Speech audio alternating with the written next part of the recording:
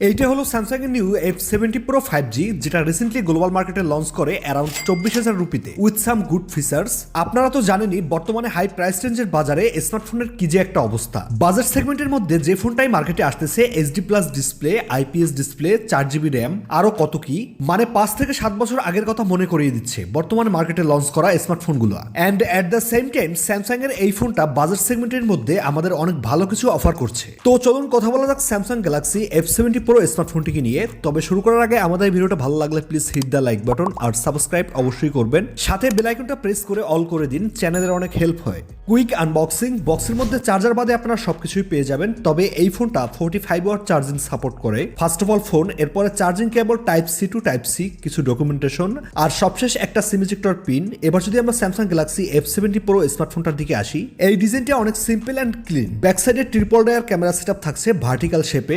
এই কালারটার নাম হচ্ছে অরা গ্রিন। এর আরো একটা কালার ভেরিয়েন্ট রয়েছে আলফা ব্ল্যাক।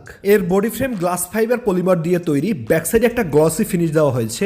বাকি সাইড মাউন্টেন ফিঙ্গারপ্রিন্ট স্ক্যানার রয়েছে যেটা অনেক ফাস্ট অ্যান্ড একুরেট। ডুয়েল মাইক্রোফোনও পেয়ে যাবেন, তবে এখানে থাকছে একটা সিঙ্গেল স্পিকার। এর বাইরে হাইব্রিড সিম স্লট দেওয়া হয়েছে যেখানে আপনি চাইলে দুইটা সিম বা একটা সিম একটা এসডি কার্ড ব্যবহার করতে পারবেন। USB type 2.0। আর প্রোটেকশনের জন্য এই ফোনটা থাকছে IP64 এর ওয়াটার অ্যান্ড ডাস্ট রেটিং, যেটা এই ফোনটাকে হালকা বৃষ্টি বা ধুলাবালির হাত থেকে রক্ষা করবে। তবে সব থেকে ইন্টারেস্টিং যেটা পাবেন এই ফোনটায় সেটা হলো এর ডিসপ্লে। বিকজ এইরকম বাজেটে রাইট নাও যে কয়েকটা ফোনই মার্কেটে এসেছে বেশিরভাগই IPS HD+ ডিসপ্লে, বাট এটা সামথিং ডিফারেন্ট। এই ফোনটায় থাকছে 6.7 ইঞ্চি ফুল HD+ সুপার অ্যামোলেড প্যানেল, সাথে 120 হার্টজ এর রিফ্রেশ রেটও থাকছে। ইনডোর আউটডোর ভিজিবিলিটিও অনেক ইন্টারেস্টিং, বেশ কালারফুল একটা ডিসপ্লে।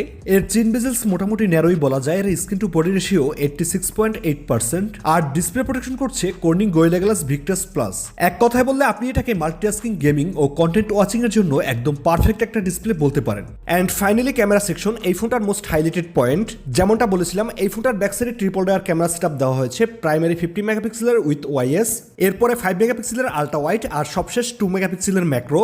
সেলফিতে থাকছে 12 মেগাপিক্সেলের একটা শুটার। ব্যাক সাইড থেকে পিকচার কোয়ালিটির কথা বললে এর ডিটেলস, কালার, শার্পনেস এক কথায় অসাধারণ, যেটা বর্তমানে মার্কেটে থাকা 50 থেকে 60,000 টাকা ফোনগুলোকে চ্যালেঞ্জ করতে পারবে।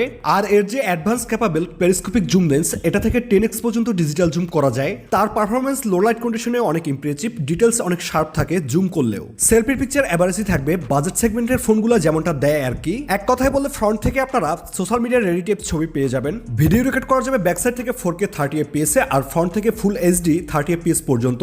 Video quality is quite good যেমনটা আপনারা দেখছেন। এর বাইরে ক্যামেরায় অনেক ফিল্টার্স থাকছে যেগুলো অনেক ইউজেবল, আপনার পছন্দ হবে আশা করি। AI ফিচার্স এর কথা বললে my filters, object eraser, edit suggestions, live translation, stock dialer, Knox security সহ আরো অনেক।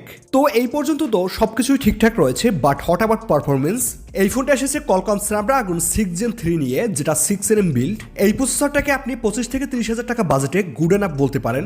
এর অন্তত বেঞ্চমার্ক স্কোর ছিল প্রায় 9 লাখের মতো। CPU throttling a green line 80%। PUBG গেমটা 60 fps এ প্লে করা যায়। তবে স্পেশাল হলো এই ফোনটায় থাকছে একটা ভেপার কুলিং চেম্বার, যেটা এই ফোনটার থার্মাল হিটিং কন্ট্রোল করবে। সো এক কথায় বললে day to day life use, apps open and close খুবই ফাস্ট। ক্যাজুয়াল গেমিং করা যাবে। এর বেস ভেরিয়েন্ট শুরু 6GB 128GB স্টোরেজ থেকে। এর RAM type LPDDR5X, storage type UFS 3.1।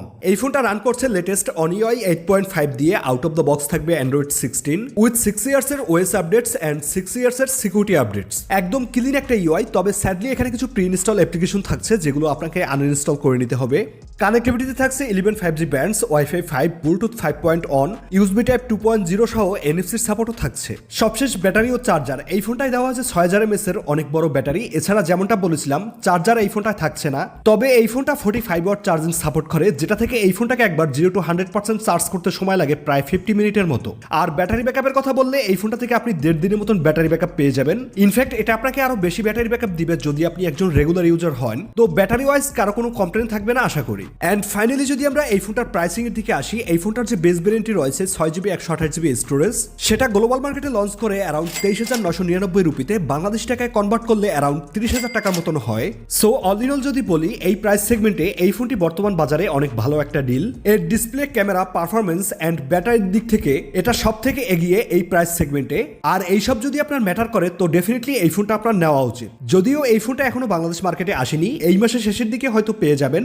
বাকি আজকের ভিডিও এই পর্যন্তই। আশা করি মোটামুটি একটা ধারণা দিতে পেরেছি স্যামসাং গ্যালাক্সি F70 Pro ফোনটা কি কি আপডেট ফিচার্স ও স্পেক্স নিয়ে মার্কেটে আসতে চলেছে। এর বাইরে আপনাদের যদি কিছু জানার থাকে অবশ্যই কমেন্ট করে জানাবেন। I definitely help you all. আজকের মতো বিদায় নিচ্ছি, দেখা হবে পরবর্তী কোনো ভিডিওতে। সবাই ভালো থাকবেন, সুস্থ থাকবেন।